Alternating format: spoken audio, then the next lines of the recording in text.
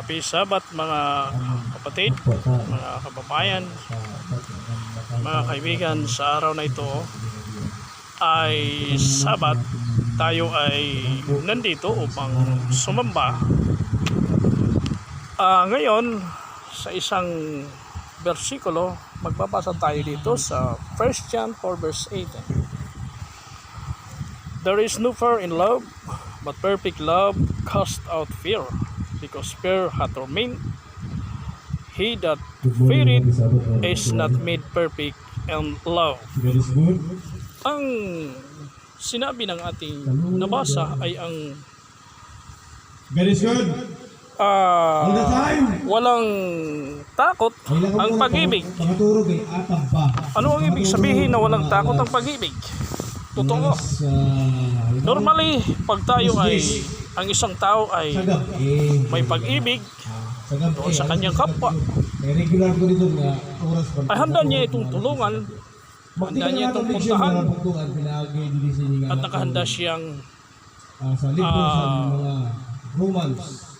i-accept ang taong kanyang inibig.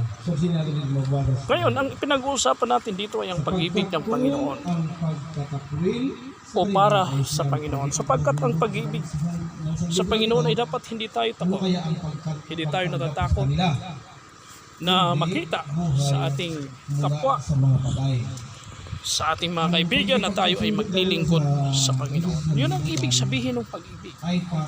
Ang pag-ibig ng Panginoon ay ang pagtupad sa kanyang kalooban. Yan ay ating mababasa sa 1 John 5 verse 3. For this is the love of God, that we keep His commandments, and His commandments are not grievous. Kaya mga kapatid, ang pag-ibig ng ating Panginoon ay nagbigay siya ng kautusan sa atin upang tayo ay hindi mapahamak. Yun ang ibig sabihin ng pag-ibig, espiritual na pag-ibig na sinasabi ng Bible para sa atin. Yung pag-ibig natin sa ating Panginoon ay ang tuptin natin ang kanyang kalooban. At isa ang kanyang kalooban ay tayo ay mamahinga tuwing araw ng Sabat. Magandang hapon, magandang umaga sa ating lahat mga kaibigan. At happy Sabbath sa ating lahat.